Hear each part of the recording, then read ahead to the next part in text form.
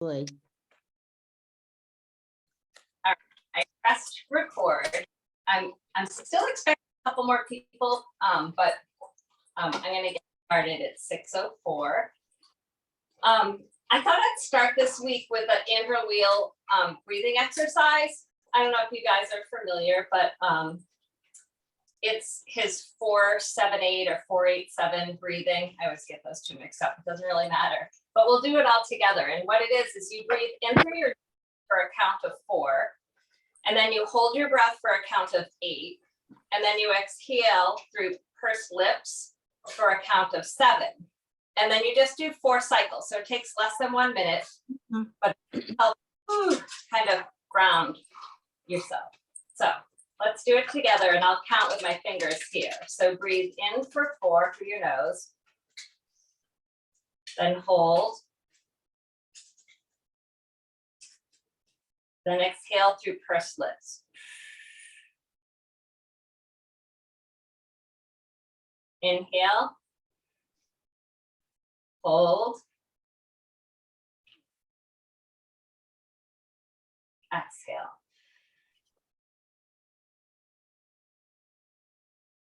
Inhale, hold, exhale.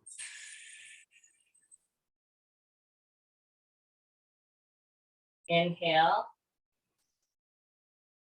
hold,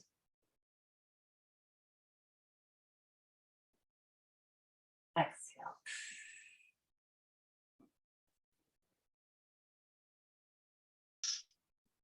And that was kind of quick. You can do the counting slower. I like to slow it like way down. So I do actually 4, it takes like, a full minute to take 4 breaths, but it really kind of changes your hormones and helps kind of lower the stress level. I don't do it every day. I have tried to do it every day or twice a day. And when I do kind of have that routine, it is very grounding, and it has more lasting effects than you would think than the few minutes immediately after. So I'm going to share my screen in a minute, and we're going to talk about cruciferous vegetables and leafy greens today. And like last week, I'm going to invite you to prep if you want to. So if you can see my food view, I have all my green goddess vegetables kind of ready to go. I haven't chopped everything, but I've chopped a lot of things. So feel free to chop your broccoli, strip your kale. We can go over that when I do it.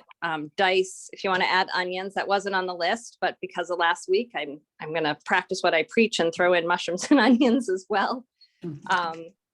And if you haven't, you should soak your cashews. If you haven't done it, put them in nice hot water so they soften up. And I have rinsed my grain. I'm going to make quinoa. You can make whatever you want. If you're making rice or something that takes longer, you might want to start it now so it's cooking. And then the other thing I have going over here is my my tofu, just draining. I've drained the water, and I just have cans on it. So that's all just sitting there for now. All right. So I'm going to go. Maybe it would be best. Was on gallery view. It might be better to go to speaker view. Actually, I'm not sure if it'll matter if I'm sharing my screen. I should know these things. Sandy? Yes. How much farro should I make? How many people are you cooking for? 2. But I love leftovers. What? I love leftovers though. So if you want to have leftovers, I love the idea of batch cooking, so you can use it for other things, to throw on a salad, put in a wrap, or have it for another dinner. So if you do 1 cup of farro, dried farro, you'll have a lot left over. You'll have enough for tonight plus leftovers. If you only want it for tonight, I would probably only cook a 1/2 cup. Okay, thank you. You're welcome. I'm going to make quinoa, and quinoa only takes 15 minutes, so I'm going to just start it later when we're doing the cooking. So can you see the slides? I'm gonna do one more thing. No. Mute us, right?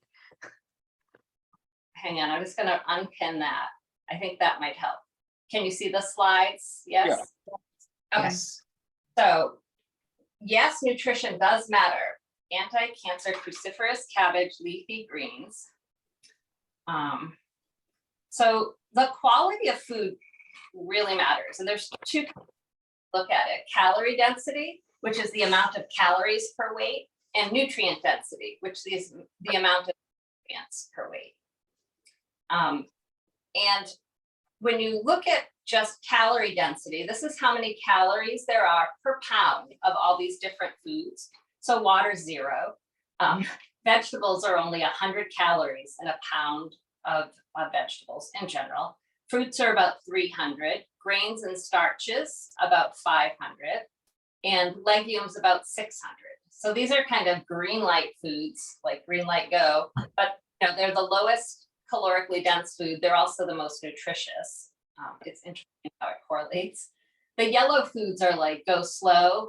Kind of, this is like a stoplight metaphor here. Avocados and nuts and seeds have a lot. Avocados are 750, but they're a healthy fat. Nuts and seeds are a healthy fat at 2,800 calories per pound. Oh, So that's why people say they're calorically dense. But a serving size is only a quarter of a cup. You're not going to eat a pound, I hope, of nuts. It wouldn't feel good either. Your body kind of knows. If you really listen to your body and pay attention, a pound of nuts you wouldn't do. And then the red we're avoiding, animal products have 1,000 calories per pound, processed carbs 1,400, junk food 2,300, and oils and fats are 4,000 per pound. That's one of the reasons we're trying to get to healthy weights and cut out fats, lower LDLs. All of this is linked to inflammation and cancer. So that's calorie density. Nutrient density, these are some scores that they came up with looking at the amount of phytonutrients, that just means plant nutrients, like antioxidants, minerals, all the gifts that we're talking about that we want to just feed our body all these gifts to like optimize our health.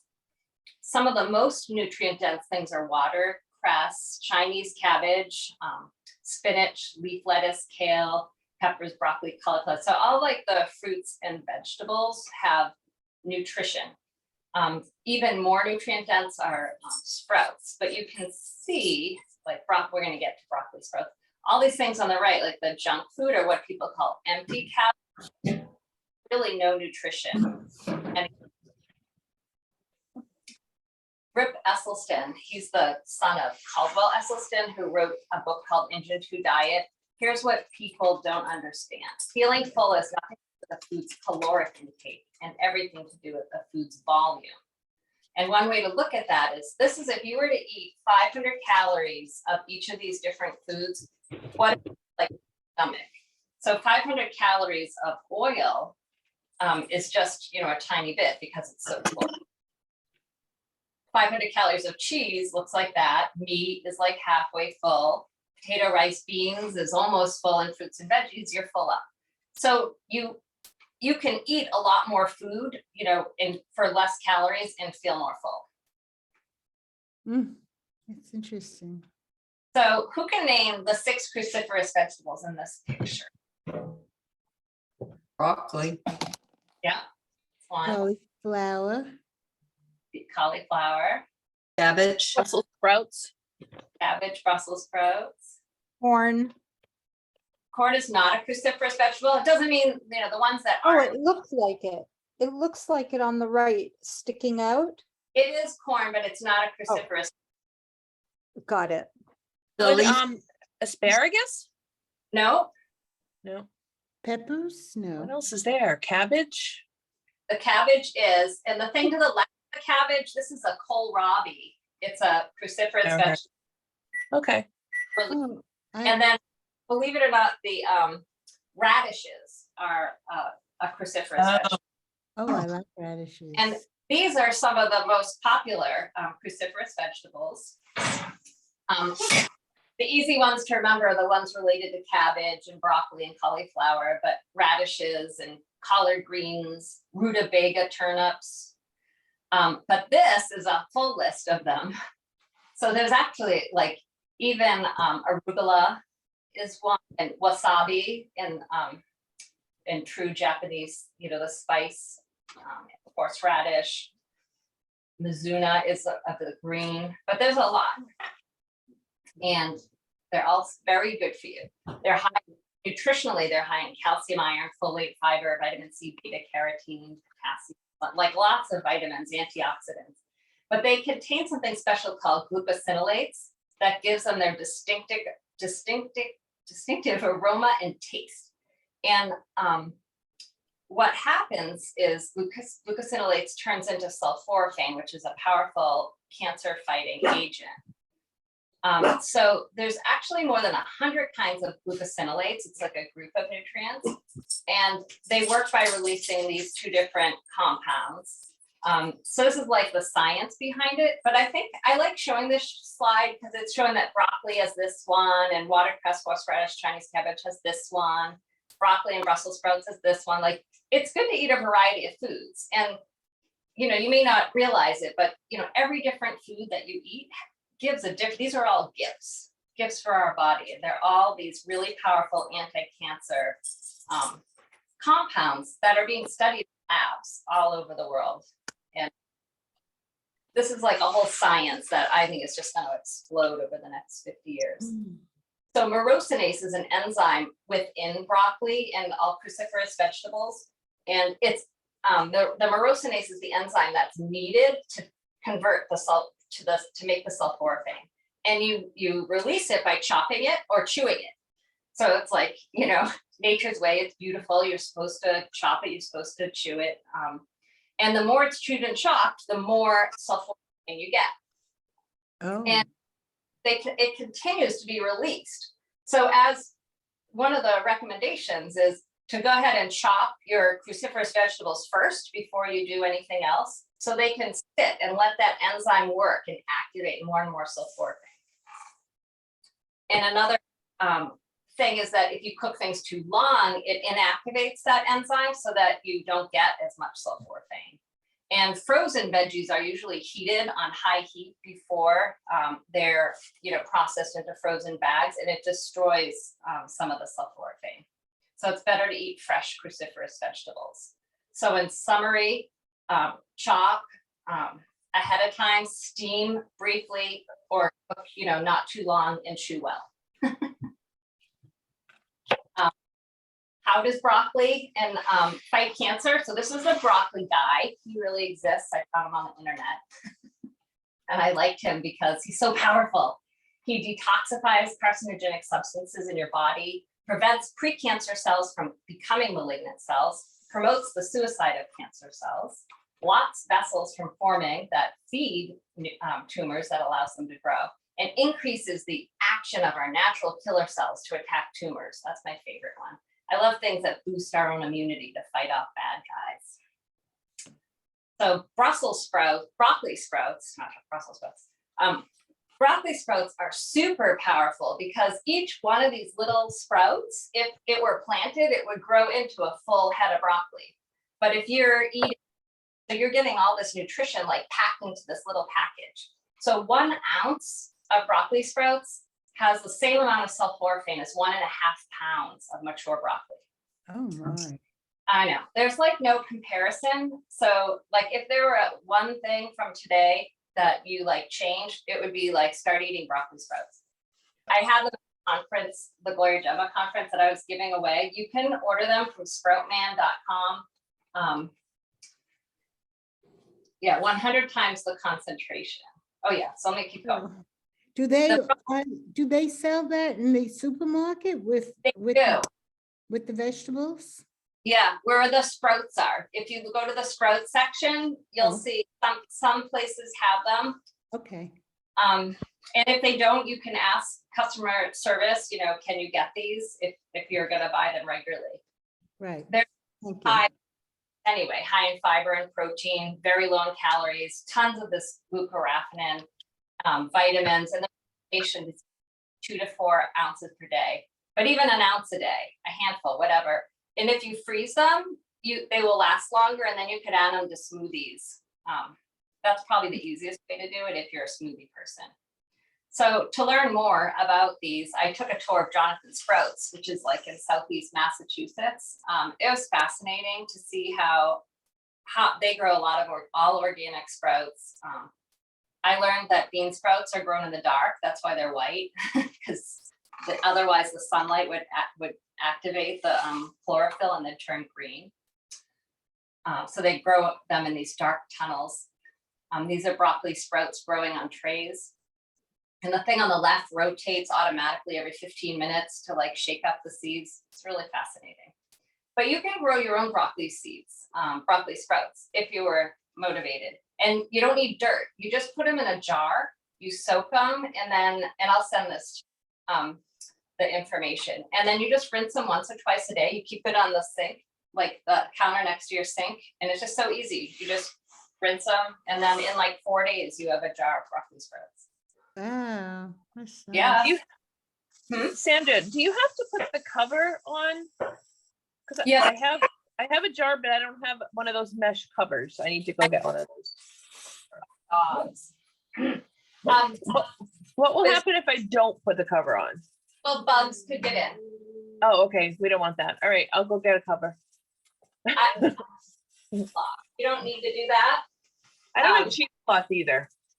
So I need to get something. You could just put like, a piece of fabric in it, it's really, and put it on Okay. that.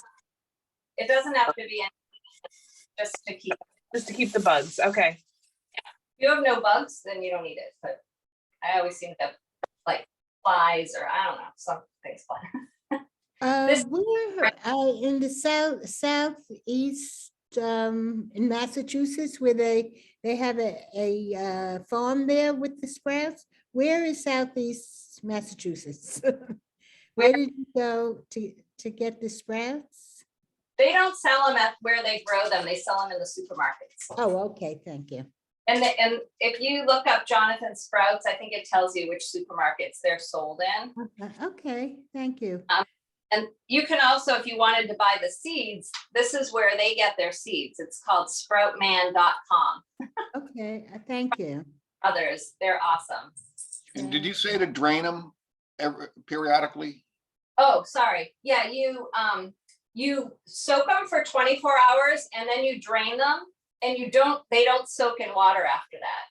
They're just, you spread them out in the jar, and then once or twice a day you rinse them. So you put water in and you rinse it. So they're just like damp. They shouldn't be in water after the first 24 hours. Okay. But I'll send you the directions. I have a whole, I have a page on it. That's easy. Oh yeah, sorry, here's the how-to. So the first one is the soaking. Then number 2 picture is just them sitting there, spread out, and then they grow. Wow. Uh, Nice. Any other questions about that? Okay. So then leafy greens, talking about separately because they're leafy, and not all leafy greens are cruciferous, but they're still super nutrient dense and nutritious and have other gifts. And an important fun fact is adding vinegar or citrus to your leafy greens increases the absorption of calcium and iron, which are both cations that it helps to get more of them. And if you're not going to be having milk or meat, which are more inflammatory foods, it's important that you get your calcium from your leafy greens. So to have them every day, and with a little, you could either put like balsamic vinegar on them, squeeze a lemon or lime on them, or if you're making a dish, serving it with tomatoes, like, we often do with salads. It kind of happens automatically without thinking about it. Most salad dressings have vinegar, and you have tomatoes in them. But leafy greens have an abundance of vitamin K that help decalcify blood vessels and protect your arteries. And there's more and more being published about heart disease and cancer with leafy greens. They're high in folate, vitamin C, carotenoids. These are all antioxidants. They're also high in fiber. All of these things help fight cancer and heart disease. So Dr. Caldwell Esselstyn is one of the leaders in plant-based nutrition and heart disease. He's done a whole bunch of studies and he recommends eating 6 times a day. So it would be hard, but if I had coronary artery disease, I would be eating these 6 times a day. So just grab, sometimes I'll go in the refrigerator and I'll just crave them. I'll grab a handful of arugula and just eat it. But he said, spritz a little bit of balsamic or whatever, put it on. And the reason he says 6 times a day is because, well, here, I'll tell you why. When you have your leafy greens, what's happening is your body's producing all this nitric oxide. It's the most powerful vasodilator that our body has, and it allows our blood vessels to dilate so the blood can get through nice and easy. And when it does this, it helps, the antioxidants in the greens also help to remove the plaques that you can see on the right. That's like this buildup in the walls of arteries. And this is what leads to heart attacks and strokes.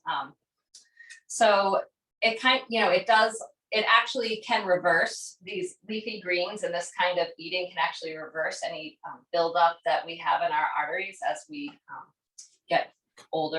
I've been eating kind of crappy food in America for so many years.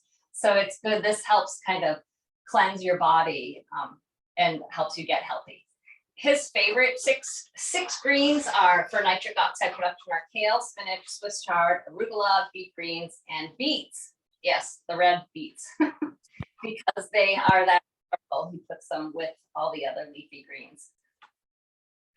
And the whole 6 times a day thing is, I like the way he says it, you bathe your cells in your body in what you eat, right? So every time you eat, you're giving, that's what you're getting absorbed through your intestines. It goes into your bloodstream and it's circulating around. So if you eat leafy greens 6 times a day, your arteries are getting this bath with oxide 6 times a day. So these are all, anything green. That's why we're making the green goddess dinner. So I also like talking about sea vegetables, talking about leafy, just because they have so many vitamins, 20 amino acids, 60 trace elements, low in calorie and fat, high in protein and calcium. They're a nutrition powerhouse, and they're often not appreciated or used. They have unique compounds and phytonutrients that are not found in other things because they're grown in the sea. Seaweed is the only source of this fucoxanthin that should be part of every anti-cancer diet. And they've been found to have synergistic anti-cancer benefits with soy. And that's found in a lot of these anti-cancer studies I've been reading, like green tea and soy at the same time is better than one of those alone. And this is the same. They've done these studies with soy and sea vegetables. And it promotes cancer cell death. So one way is like nori, those the sheets that, sushi is wrapped in. And if you order sushi with brown rice and veggies like you see on the right, it's a super nutritious meal. And I've learned to make it myself because I love it, and I can put in what I love the most. Wakame is another kind of seaweed that is used to make seaweed salads if you go out to a Japanese restaurant. So- Arami, I'm sorry. Mhm. Can you, so at most sushi places, will they put brown rice if you ask for it? Is that something that they always have? Not every place. Who's talking? I can't see you guys anymore. Dory. Oh, Dory, yeah, like Haruki's in Providence, they have brown rice, but you have to ask. And if Okay. you don't, but some don't have it. I had one restaurant in East I went to all the time, and I would ask every time, and I finally wrote a letter to the owner on it. So if you're persistent. And then if you get arami or wakame, you can add it to stir fries. I'm gonna add a little bit to my stir fry today. I make miso soup too, so I always throw it in that. I love put it in- miso, it's good. Miso has a nice flavor. I love miso. Would you ever do a recipe making the nori, you know, the Chinese with the the nori with the rice and whatever you fill in? I would Yeah. love to see that made. Yeah, Yeah. that, yes. Would, do you have that on your schedule at all? To make that? But I'm gonna think about that. I'm gonna look Okay. at cost. Because as so many of us will eat it out, but if we could make it, it would even be better. Yeah, and it's actually not as hard as it seems. Uh-huh. Okay, thank you. That's good. All right. And then the dulce flakes comes in a little container, like a salt container, and you can sprinkle it on. So this might be one of the easiest ways for people who don't like like the texture of seaweed. And kombu is big, these big sheets. It can be added to green tea. It can be used when you're soaking beans, and it can be added to miso soups and broth for flavor. My understanding is you don't actually eat it, but you use it and soak it and get like the nutrients out of it. So this green goddess dinner is like, it's kind of whatever you want it to be. I got it at a restaurant, and then we recreated it and came up with this recipe. So I always usually do broccoli and leafy greens, so tonight I have 2 different kinds of kale, broccoli, asparagus. I have some spinach I wanted to use up that was in there. Sometimes I throw in avocado after. You could add pumpkin seeds, you could add nuts. And then we're gonna make a green goddess dressing that we're gonna pour over the whole thing. And you can serve it over a whole grain. And then always add onions, garlic, mushroom, herbs, and flax seeds to whatever you cook. That's my presentation. So we're gonna get started. Let's see. So whatever you want, you can change it to speaker view, or you might already have it on there. I'm never sure what to do. Maybe if I put both of these over here, that would work. All right, I'm gonna try this new thing. So can you see this thing? The Yes. food? No, No, where No. your hands were? where my hands are. No. Oh, wait a minute. I'm sorry. Yes, now I see. I was looking at your face. I had you enlarged. Okay, so I'm gonna Yeah. do everything here now on this cutting board. And the first thing is I'm gonna turn on the water for my quinoa. And I've already rinsed my quinoa. I always rinse my grains so they're clean. And when the water boils, I'll add that. So then I'm gonna put on the heat for the vegetables first. And like it does not, because like the flavoring is all coming from the sauce, we're just gonna throw everything, cook everything basically. So I'm gonna start by cutting up an onion, because that's what we learned last time. Whenever you can, add an onion. And it doesn't have to be so perfect. I'm just gonna throw it in like that. And I'm also we're not gonna use oil, so I'm gonna get a little bit of veggie broth if I have it.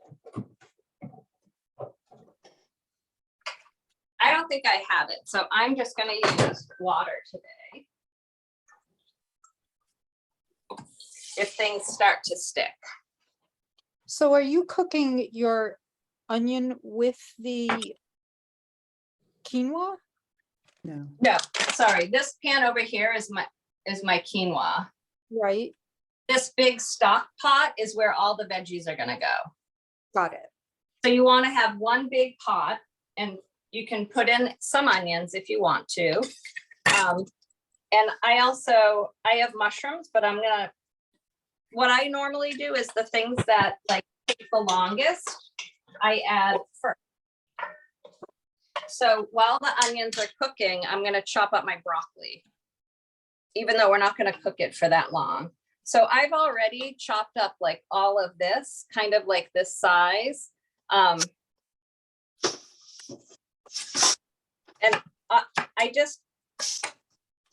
I actually first kind of just took a little bit of the tough outer skin off and at the very bottom, and then the stems, I eat all the stems. I just chop them up like that. And it doesn't have to be fussy, like that's it. So I'm just gonna add this to my onions. All my this is a whole head of broccoli. Just gonna throw it all in. And you're cooking them in, sauteing them in a little water? Yeah, I put a little bit of water in. And I love this heavy stock pot. It's fairly new to me, but it was like a game changer because it's so heavy that the heat is really well distributed and things don't burn and things cook easily. So the broccoli's cooking. So now I'm gonna add my quinoa, my kale. So if you don't know how to cook kale, the stem in the middle is really fibrous and you don't normally eat it. So I just grab the leaf, get it started at the bottom and just pull. And then the kind of woody stem comes out separately. And then I just rip it up. oh, So I just rip it and rip the leaves. Just so tear up. the woody stem has no nutritional extra value. It's not worth it if it does. Okay, no, I was wondering Yeah, it's not something that, is necessary. no. So most people just throw out those stems. I've tried cooking them and eating them. They're not good. Okay, that's good So to I'm know. just gonna mix that broccoli around and now I'm gonna add the kale. And whether it's red kale or the that was dinosaur kale I showed you. It's also called lacinato kale. You take the spine out. If the other, most other things like bok choy, Swiss chard, beet greens, you eat the stems. They're really good for you. But kale and collards, they're tough. So I'm gonna let that cook. And then I'm gonna also add asparagus. And most people know, but the bottom of the asparagus can be woody. So you can just chop off the bottom inch, or I like to just break it. And when it breaks, where it breaks is tender. And sometimes I'll test it. But asparagus is really good for you. It's still available everywhere, even though it's a spring vegetable. I'm gonna cut it in 1-inch segments and add it.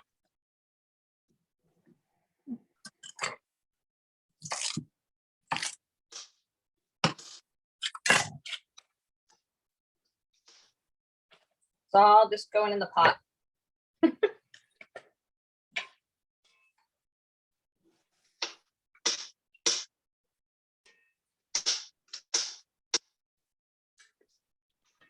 And then you can add mushrooms if you want. This would be great with bok choy. Literally anything.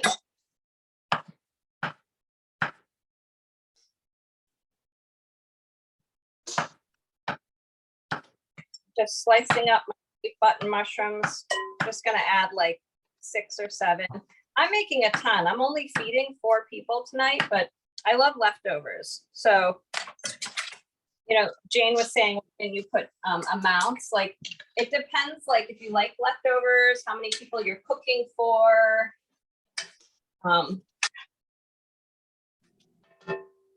gonna add a little more water when you add a little more water, then they're cooking, steaming as well as cooking by, conduction, like directly coming in contact with the hot pan. So you just keep it moving. And oh, it looks so good. It's just green, bright green and fresh.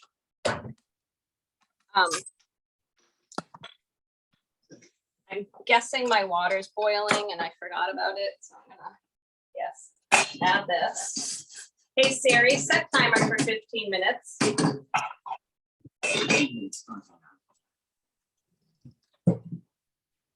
I'm gonna turn the heat down on my veggies.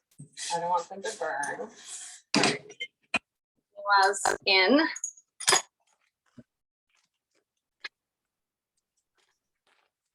And then I have, this is, let's see, this is organic Pacific Wakame seaweed. And it just looks like this, like just stringy black. I'm just gonna add directly, like a couple, like just a little bit. Is that dried? Yeah, Crunchy? Okay. you can, sometimes I rehydrate it in water first, like boiling water or hot water, but you can just throw it in like this and it will absorb some of the moisture. And it makes it a little, it's a little naturally salty. Sandy, could I add this to it or not? I know it has added salt, but Yeah, you could. I'm not sure what it would be like. okay. You could, Maybe I would I'll- cut it up into little strips if you added it. Or I could just eat it on the side. That's true. It kind of melts in your mouth. Yeah, I think that might have a little oil in it too. So I don't know how you feel about that.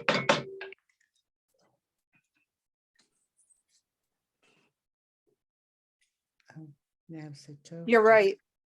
Organic sunflower oil. Yeah. So, they sneak oil into literally everything.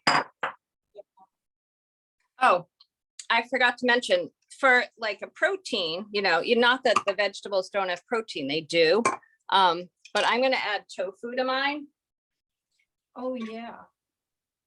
So Got it. I'm gonna cube it up and add it in now. If you add it too soon, it'll crumble apart and make a big mess. So I'm just gonna slice it the long way and then cut it into cubes.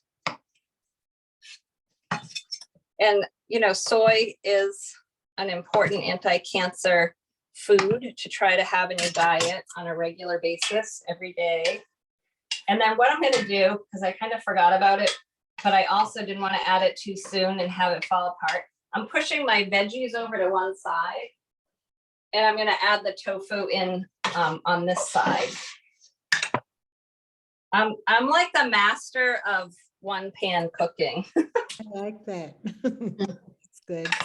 I'm just throwing my tofu into that side for it to heat up. And I kind of have my pan halfway off, so it's more on the tofu side, if that makes sense. Mhm. So while that's, like, the veggies to me are done. Like, I don't know about you guys, but for the nutrients, for the anti-cancer, sulforaphane and all that, that's all you want to do. Cook it like just what we did. I don't want to cook it too long. But if you have trouble chewing or swallowing, then you might want to cook it longer, and that's fine. Whatever you need. So now we're going to make the goddess dressing. And I'm going to put everything in this high-speed blender. So I soaked my cashews for a little bit of time. I'm going to drain it in the sink. I want to get rid of the water they were draining in. And then I'm going to put my soaked cashews in.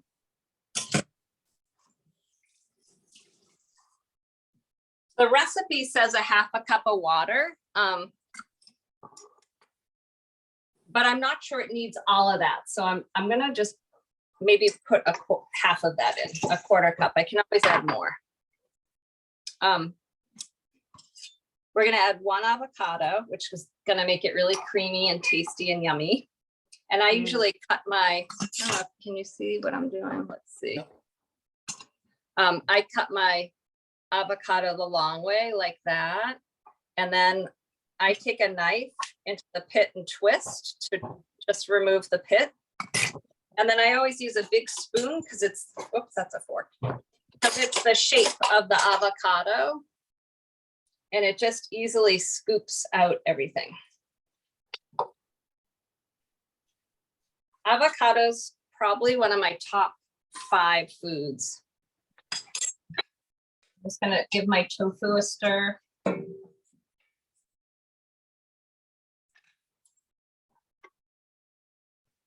Make sure your grain isn't burning. Keep it on a low simmer to cook.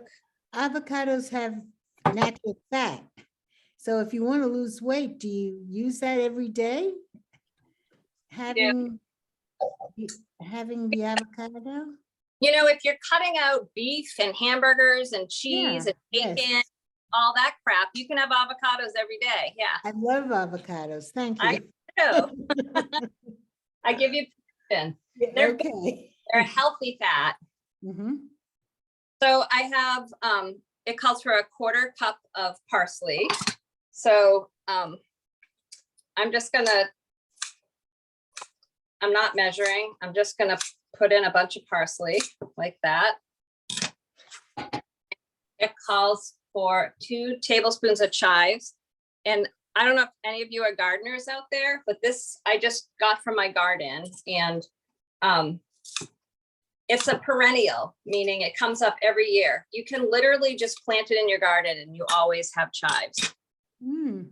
It's one of the easiest herbs to grow. It's not invasive. And then it calls for a quarter cup of cilantro. I'm literally gonna add like all this. If I measured it, it's probably more like a half a cup, but I love cilantro. If you hate cilantro, don't use it, of course. You could use basil instead, or parsley. I just shut off my vegetables because I don't want to overcook them. And I'm just gonna leave that for now. Will the tofu continue cooking even though it's turned off? Yeah, probably if the pan's hot. How do So, you yeah. know when tofu is done? It just needs to be heated. Oh, Yeah, it doesn't have to like cook like meat. It just has to be heated. Got it. I have a question. With scallions, the dark part of the scallion, the onion, the green onion, is that chives or no? No, chives are all the shoot, where scallions are the bulb and the shoot. Right. The So shoot, you can eat both the bulb and the shoot on the but scallions. so that's not chives. No, The Chives shoot. are here, yeah, and it's a Okay. different plant, but they're related. Okay, thank All you. in that allium family that we talked about last week. Yes, okay. I'm thank gonna you. put in a quarter cup of tahini, which is sesame paste. So it's similar to like, you know, peanut butter is to peanuts as tahini is to sesame seeds. Sorry, I have a. Guys, no, go lie down, go lie down. All right. Like, here, meet Bodhi. Oh my goodness, this is Bodhi. He's my pug. He's loud, even though he's little. All right, you be good. It calls for a tablespoon of miso, which has, you know, natural probiotics in it and is made from soy, natural anti-cancer properties. A tablespoon of tamari or soy sauce or aminos. 2 inches of jalapeno pepper. And I was just going to show you what I do just a little trick. I take with the seeds, I use a grapefruit spoon to scoop out the inside, and you just like in one scoop, you get all the seeds and that little white thing. That's Correct. easy. And a garlic clove. Oop. And I actually, with all that cilantro I added, I'm gonna add the whole half cup of water. I can tell I'm gonna need it. So it's a half cup of water, half cup of cashews, the avocado, all the herbs, the tahini, oh, the lime. I didn't do the lime. The tamari miso, oh, it's gonna be so good.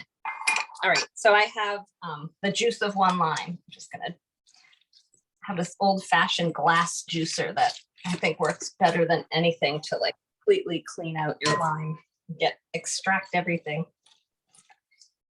You could, like this is, a lot of people don't think this, but you could peel the lime and throw the whole lime in with all the pulp and everything. That would be even better. So we're adding our acid right now, the lime, to our leafy greens. Oops, what's that? You don't belong. All right, good.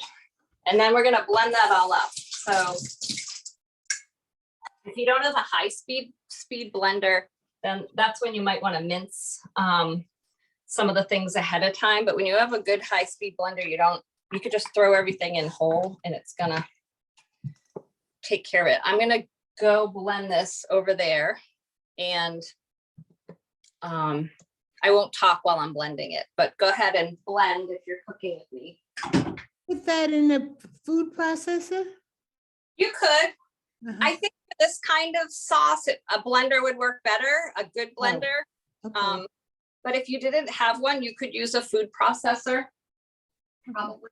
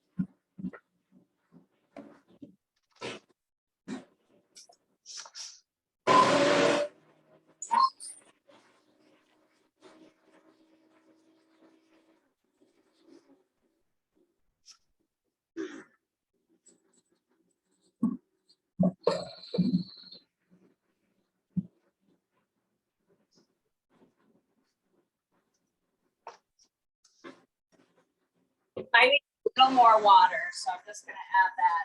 It's kind of jamming up still.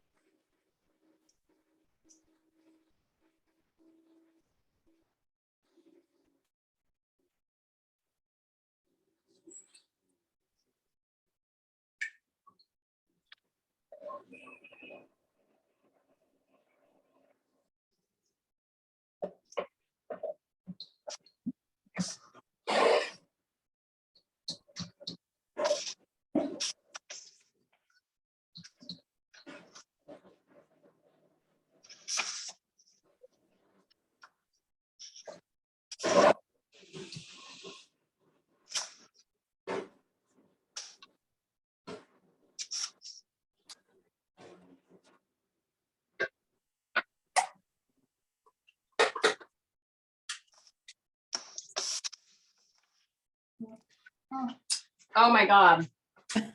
It's good. Yeah. It's good? Mhm. It's really, really good. Good. For some reason, it seemed like it kept jamming, but I could just drink that. I love the jalapeno in it. It's a little bit of spice, but it's creamy. So then you can just take this and then you just pour it over all your vegetables. You can do some of it or all of it. And then the whole dish is here.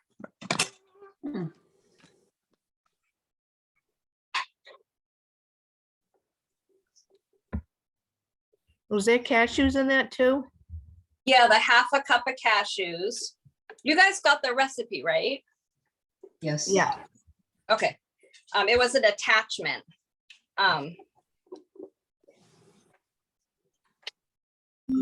Hey Siri, off. Oh my God, perfect timing.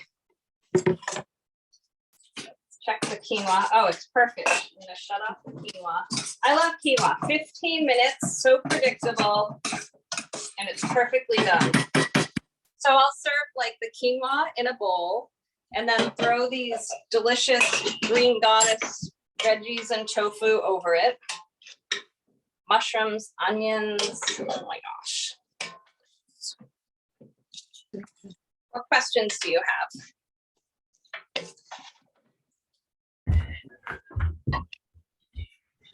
Comments? What it looks like. How spicy is it with the jalapeno in there? It's Not- not. No? Nope. So I don't like anything spicy. Yeah, it's not. It's almost like it has the flavor of the jalapeno, but it's not hot. Okay. I don't know. Maybe because you know, that was a big batch of stuff, Yeah, And I- that's cool. whole jalapeno. But you could just add a little bit if you just want a little bit of the flavor. But if you don't like it, just leave it out. Okay. Did So anyone- what does the dish look like when it's all together? Does it look, is it nice to serve with the company? Not that I ever. Show you. So I would take like a shallow bowl like that and put the quinoa in the bottom, or brown rice or farro or whatever Mhm. grain the that you want grain. to. And then scoop out, and I would make sure I'd get like, you know, some tofu, make sure you get a little bit of everything. The broccoli, the greens. And what else? The asparagus, the mushrooms. So, you know, make sure you're getting a little bit of everything. And what would you serve that with? What do you mean? That's a meal in itself, but if you That- had company, would you have a side of something? Although I really, my friends don't want to eat what I eat. So if I serve that, I would have to have something also with it. Like, you don't serve another salad, do you? No. Well, you could too. I wouldn't, because everything I would need or want is in that, It you know. But is in that bowl. It would be enough for me. It looks delicious. I mean, when I first became plant-based, like 12 years ago, I had friends over like with these experiments and feeling so nervous, like I Right. had to serve beef or whatever. And it was a challenge. Like, can I get someone to not make a comment about where's the beef? But there's often joking, but everyone knows now when they come to my house, they're getting vegetables. they're Okay. getting food. And And I mean- healthy food. I really am so happy eating this way. And Yeah. it's really has helped my health. My health has improved from. I from feel like eating this it way. helps my company, you know, I want my company to benefit and realize, oh, plant-based food can be kind of complex and interesting. And, you know, that's all in one dinner. I might not make this for someone who I don't think would like it because there's no other option, right? That's the only thing. But Well, I would my- like. what they're getting. Did they ever say where's dessert? Well, sometimes I make dessert. I often make dessert. I can send you guys a file of all my favorite desserts if you want. They're Oh, I all love it. based, no sugar, no oil. That's great. Sandy, this is yummy. right? Oh Thank my you. God. Oh, I can't wait to make it. I didn't make it tonight. I will Thank make it. It's really yummy. My dressing came out really thick. So I just put it on thick and stirred it around. Yeah, you can do that, or you can add a little bit of water to thin it out. But the dressing's amazing. It's so good. Oh my goodness. Wow.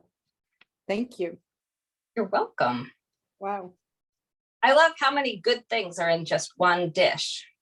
And it doesn't take long, like you saw, 30 minutes. I made the complicated, sauce and cooked like, however many vegetables are in there, 7. It's great. How much of the quinoa did you ultimately cook? I did 1 cup of dry. Yeah, I was cooking for 4 people, so I thought that would be enough for us. How long can you keep the quinoa in the refrigerator, the leftover? 5 or 6 days. Thank you. I'll send you guys a grain cooking chart. I have 2 that I find very helpful. It's like for 1 cup of grain, how many cups of water for how long?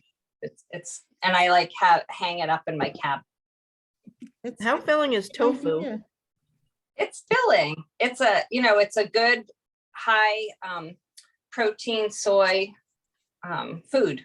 But it's not just that, it's like it's the tofu plus the quinoa are giving you, and all the food you're getting protein, lots of fiber, and it's the fiber that fills you up and changes your gut bacteria to be really favorable for a healthy metabolism, for weight loss, for boosting your immune system. So many of your immune cells are in the gut lining.